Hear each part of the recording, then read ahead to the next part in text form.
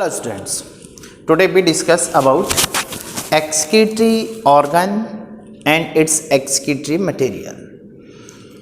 Animal kingdom में excretory material क्या होता है, प्रोडक्ट क्या होता है और उसको बॉडी से कैसे रिमूव करते हैं, तो उसके लिए एक्सक्रीटरी ऑर्गन होता है.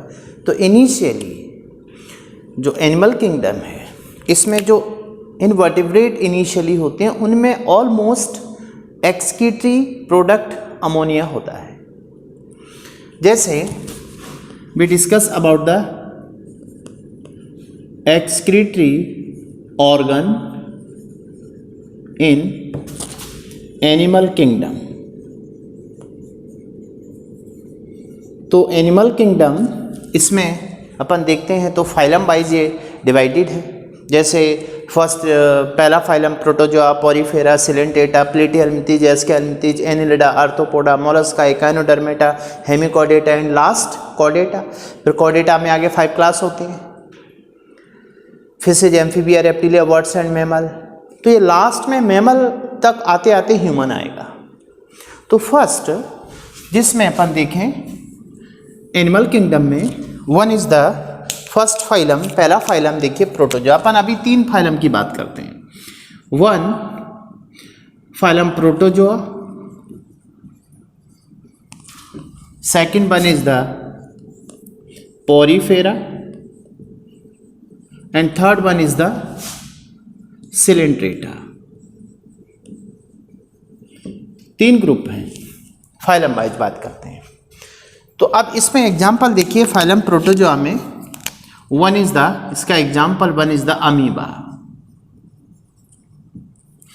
अमीबा में एक्सक्रीटरी प्रोडक्ट क्या है और इसका एक्सक्रीटरी ऑर्गन क्या है. तो in amoeba excretory product is the ammonia and ammonia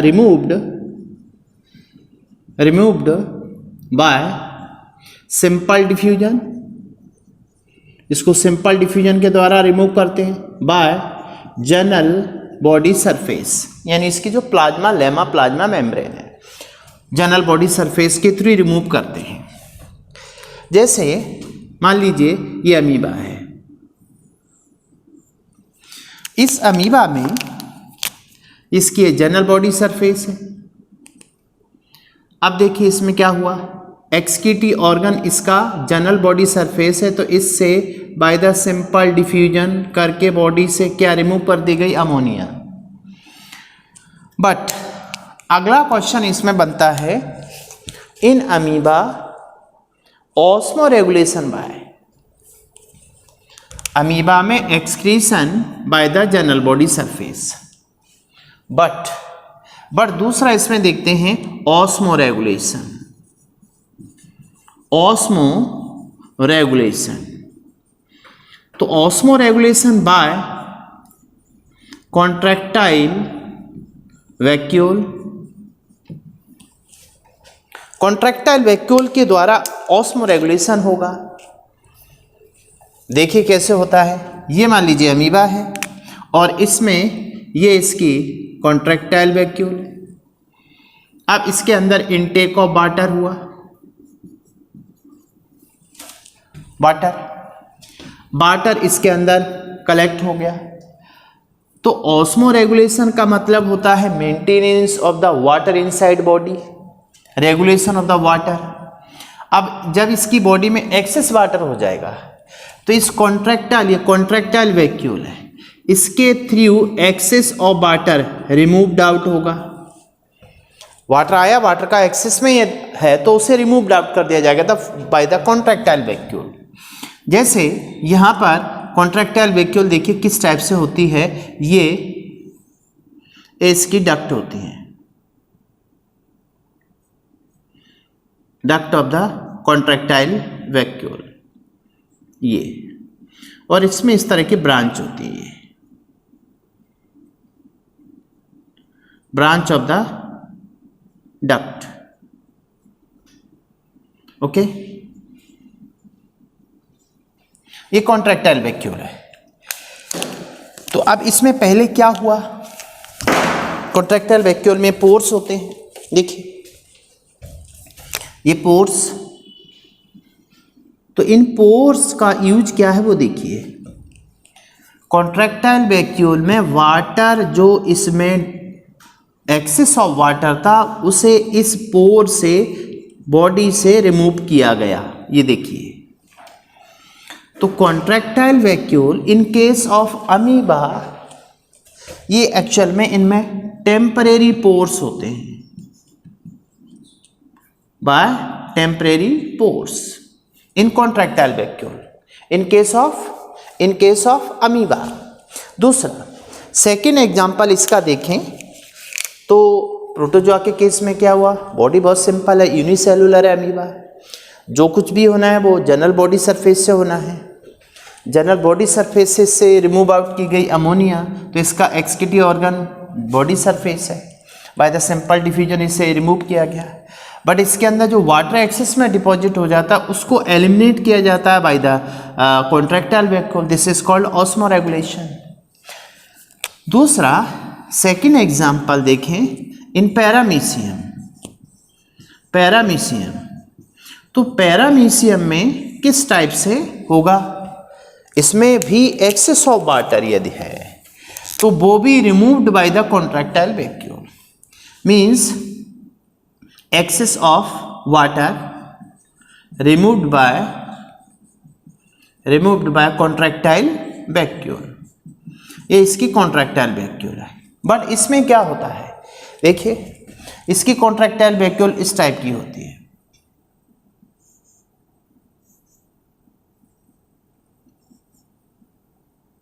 ये जो पोर्स हैं एक्चुअल में यहां बाय परमानेंट पोर, यहां पर परमानेंट पोर होते हैं इसके अंदर, जबकि इसमें कैसे होते हैं temporary pore in the amoeba. तो इसमें किस तरह से याद रखेंगे अपन, पहला case protozoa, excretory product ammonia removed by the general body surface but excess of water removed by the contractile vacuole. So contractile vacuole is the osmoregulatory organ in the phylum Protozoa. One is the phylum Protozoa. पहला case clear हुआ, ठीक है। दूसरा, अब कभी कभी इसमें question आ सकता है, क्वेश्चन में कहा गया amoeba in which contractile vacuole absent, जिसमें कॉन्ट्रैक्टाइल वैक्यूल एब्सेंट होती है, उस ऐसा कौन सा अमीबा होता है। तो इसमें इसका जो आंसर है वो आता है एंट अमीबा हिस्टोलेटिका।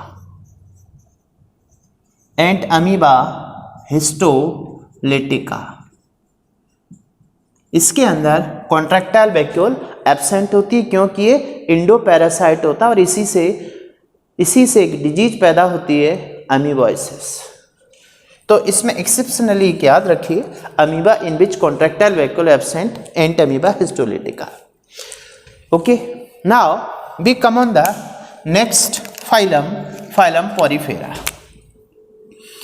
फाइलम पॉरीफेरा में जो एनिमल्स आएंगे तो इनकी बॉडी पोरस होती है, इनका कैरेक्टर अपन आगे देखेंगे। फाइलम पॉरीफेरा का कैरेक्टर क्या होता है, बॉडी पोरस होती है, बॉडी डिप्लोप्लास्टिक होती है, इसकी बॉडी में 2 लेयर्स होती हैं। एंडोडर्मिस मींस इनर जो लेयर होती है उसे क्वाइनोडर्म भी कहते हैं, बाहर वाली पिनेकोडर्म कहते हैं। इसकी बॉडी में जो पोर्स होते हैं उनको ओस्टिया कहते हैं, जिसके थ्रू वाटर एंटर करता है, और बॉडी से एग्जिट वाटर जो होता है वो by the a large opening that is called osculum, उसको ऑस्कुलम नाम देते हैं। तो इसमें एग्जाम्पल की बात करें तो इसमें स्पॉन्जेज आएंगे। स्पॉन्जेज में अपन बात करते हैं, जैसे स्पॉन्जेज आते हैं, स्पॉन्जेज में one is the Spongilla. Spongilla is the fresh water sponge होता है ये। अब फ्रेश वाटर कैसा होता है, हाइपोटोनिक, तो बॉडी के अंदर ज्यादा चला जाता है। अब ऐसे में क्या होगा, जब बॉडी के अंदर एक्सेस ऑफ वाटर होगा तो वो eliminate bye the contractile vacuole. इसमें भी स्पॉन्जिला मींस फ्रेश वाटर है, ये हाइपोटोनिक होगा, hypotonic. So excess of water is removed by contractile vacuole. Contractile vacuole के थ्रू रिमूव होगा स्पॉन्जिला में। अब दूसरा इसमें उठता है कुछ, बट ऑलमोस्ट इसका जो एक्सक्लूसिव कैरेक्टर है वो तो होता है मेराइन। अब दूसरा पॉइंट आता है इसमें, सेकेंड एग्जांपल कौन सा है, मींस इन मेराइन स्पॉन्ज, मेराइन स्पॉन्ज जितने भी वो मैक्सिमम है, अपन नाम सुनेंगे आगे, यूप्लेक्टला एटसेट्रा एटसेट्रा। तो इन जो मेराइन होते हैं इनमें एक्सक्रीटिव प्रोडक्ट होता है अमोनिया, इज रिमूव्ड। अमोनिया को कहाँ से रिमूव करते हैं, is removed by general body surface. General body surface के थ्रू कैसे करते हैं वो देखिए। मान लीजिए ये एक स्पॉन्ज है, ठीक है, this one is the sponge, और इसकी बॉडी में ये 2 लेयर्स हैं डिप्लोप्लास्टिक, और यहां पर बहुत सारे पोर हैं इसमें, कॉल्ड ओस्टिया। ये ओस्टिया है, इन पोर को नाम देते हैं ओस्टिया। इस ओस्टिया के थ्रू वाटर एंटर करता है इस कैविटी में। ये देखिए वाटर आता है यहां पर H2O। This cavity is called spongocoel. अब बॉडी इसकी डिप्लोब्लास्टिक है तो इसमें 2 लेयर्स होती हैं। आउटर वन इस आउटर को बोलते हैं पिनेकोडर्म। पिनेकोडर्म क्योंकि इसमें पिनेकोसाइट पाई जाती है, पिनेकोसाइट की वजह से pinacoderm. Inner one is the choanoderm, इसमें कोएनोसाइट पाई जाती है, सो कॉल्ड कोएनोडर्म। और इसमें जो लार्ज ओपनिंग होती है, this large opening is called osculum. अब इसमें देखिए किस टाइप से होता है। वाटर एंटर हुआ थ्रू द ओस्टिया, स्पॉन्जोसील में आया, और इस ऑस्कुलम से ये वाटर एग्जिट होता है यहाँ पर, ये H2O एग्जिट हुआ, बाहर निकल गया। अब इसका एक्सक्रीटिव प्रोडक्ट क्या है, अमोनिया। अमोनिया देखिए कैसे रिमूव होगी।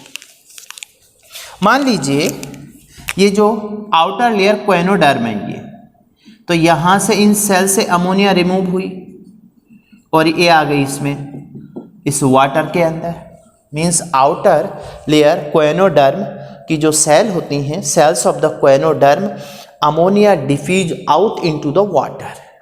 व्हाट इनर पिनेकोडर्म की जो सेल्स होती हैं ये अमोनिया को किसमें रिमूव करती हैं, इन द स्पॉन्जोसील। अब इस स्पॉन्जोसील के अंदर वाटर है, वाटर में सॉल्युबल होती है अमोनिया, और ये ऑस्कुलम के थ्रू बाहर निकल जाती है। तो ammonia excrete out, ammonia eliminate by the general body surface by simple diffusion in case of marine sponges, ठीक है। Third one is the Coelenterata, phylum Coelenterata. Coelenterates में कौन आते हैं, most common example in coelenterate hydra, इसमें hydra आता है। Hydra में भी बात करते हैं तो इसकी बॉडी भी डिप्लोब्लास्टिक होती है, means inner layer and outer layer. इसमें outer layer ectoderm, inner layer endoderm. Hydra को देखें तो इन हाइड्रा, देखिए इन हाइड्रा में क्या होगा, हाइड्रा में भी जो अमोनिया है इसको भी बॉडी सरफेस से रिमूव किया जाता है। तो इसका एक्सक्रीटिव प्रोडक्ट अमोनिया है और इसको removed by general body surface by simple diffusion. Okay, bye simple diffusion. देखिए किस टाइप से हाइड्रा की बात करके देखते हैं। तो हाइड्रा में ये इसका माउथ है और ये इसकी टेंटिकल्स है, ये हाइड्रा की बॉडी है। हाइड्रा की बॉडी भी डिप्लोब्लास्टिक होती है। ये देखिए 2 लेयर्स है इसकी पूरी बॉडी में। Body wall is the diploblastic hydra. ये ectoderm outer layer and this one is the endoderm. अब यहां देखिए क्या होगा, इसकी ये जो कैविटी है gastrovascular cavity, GVC gastrovascular cavity means इसका जो एलिमेंट्री सिस्टम, एलिमेंट्री कैनाल, जो इसका जो डाइजेस्टिव सिस्टम है वो इनकम्प्लीट होता है बिकॉज इसमें माउथ तो है, this one is the mouth, but इसमें एनस नहीं है, तो एलिमेंट्री कैनाल या इसका डाइजेस्टिव ट्रैक्ट इनकम्प्लीट होता है।